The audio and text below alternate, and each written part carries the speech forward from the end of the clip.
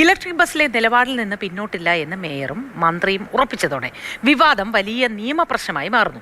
Corporation പരിധിക്ക് പുറത്ത് bus ഓടിക്കുന്നത് കരാർ ലംഘനമാണെന്നാണ് മേയറുടെ വാദം. എന്നാൽ കരാർ ലംഘിച്ചിട്ടില്ല എന്ന് ഗതാഗത മന്ത്രിയും ഉറപ്പിക്കുകയാണ്. തിരുവനന്തപുരം കോർപ്പറേഷനിൽ അധികാരത്തിലെത്തിയതിനു പിന്നാലെ ആദ്യമായി ചേരുന്ന കൗൺസിൽ യോഗത്തിൽ വിഷയം വൻ ചർച്ചയാക്കാനാണ് ബിജെപിയുടെ നീക്കം.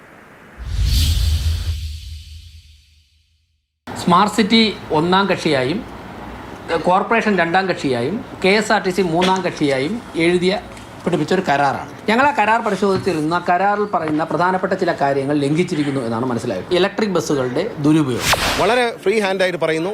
അദ്ദേഹത്തിന് ഉറപ്പ് നൽകുകയാണ്, അദ്ദേഹം ഇത് ഞങ്ങൾക്ക് വേണമെന്ന് എഴുതി തന്നാൽ 24 മണിക്കൂറിനുള്ളിൽ ഈ 113 വണ്ടികളും കോർപ്പറേഷൻ തിരിച്ചു കൊടുത്തേക്കാം. കോർപ്പറേഷൻ അത് കൊണ്ടുപോയി അവർക്ക് ഇഷ്ടമുള്ള സ്ഥലത്തിടാൻ ഞങ്ങളുടെ ഡിപ്പോയിൽ നിന്ന് ഇടാൻ. തിരുവനന്തപുരം കോർപ്പറേഷനിൽ BJP അധികാരത്തിലെത്തിയതോടെയാണ് വൈദ്യുതിയിൽ ശബ്ദമില്ലാതെ ഓടിക്കൊണ്ടിരുന്ന ഇലക്ട്രിക് ബസ്സിന് തീ പിടിച്ചത്. മേയർ VV രാജേഷ് തിരികൊളുത്തി. മന്ത്രി KB ഗണേഷ് കുമാർ ആളിക്കത്തിച്ചു. ഇലക്ട്രിക് ബസ് വിവാദത്തിന് പിന്നിൽ ചില രാഷ്ട്രീയങ്ങളും തെറ്റിദ്ധാരണകളുമുണ്ട്. പരിശോധിക്കാം. നഗരത്തിലെ ഇടറോഡുകളിലൂടെ ഓടുന്നത് 163 ബസ്സുകൾ. നഗരത്തിൽ മാത്രം ഓടുന്നത് ലാഭകരമല്ലെന്ന് വിലയിരുത്തിയാണ് KSRTC മറ്റ് സ്ഥലങ്ങളിലേക്ക് ബസ് ഓടിച്ചത്. എന്നാൽ ഇത് കരാർ ലംഘനമാണെന്ന് മേയർ. പക്ഷേ നഗരത്തോട് ചേർന്നുള്ള പ്രദേശങ്ങളിലും ഓടിക്കാമെന്ന് കരാറിലുണ്ട്.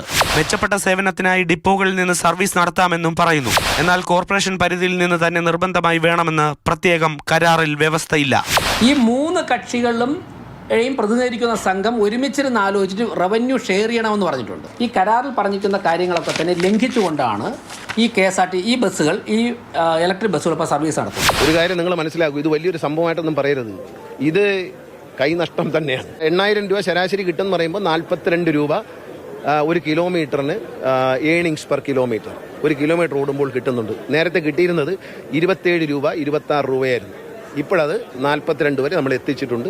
പക്ഷേ ഇതിൻ്റെ ഈ വലിപ്പം തന്നെയുള്ള ഡീസൽ മിനി ബസ് വാങ്ങിയ വണ്ടികൾക്ക് 50-ന് മേളിൽ EPKയും കിട്ടുന്നുണ്ട്. ഗ്രാമപ്രദേശങ്ങളിലൊക്കെ ഓടുന്ന വണ്ടികൾ ലാഭവിഹിതം കോർപ്പറേഷന് നൽകണമെന്ന് കരാറിലുണ്ട്.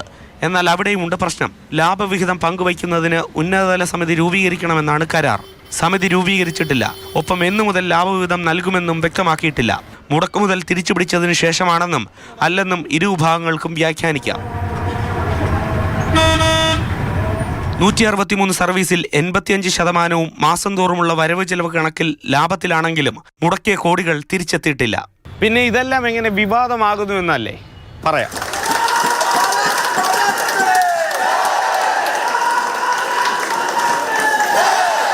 തിരുവനന്തപുരം കോർപ്പറേഷനിൽ BJP അധികാരത്തിലെത്തിയതോടെ ചില കീഴ്വഴക്കങ്ങളെ പൊളിക്കുമെന്ന സൂചന നൽകുന്നുണ്ട്.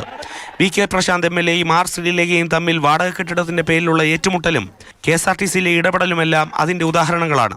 അതുകൊണ്ടാണ് വിഷയം കോർപ്പറേഷന്റെ കൗൺസിൽ യോഗത്തിലേക്കും എത്തിക്കുന്നത്.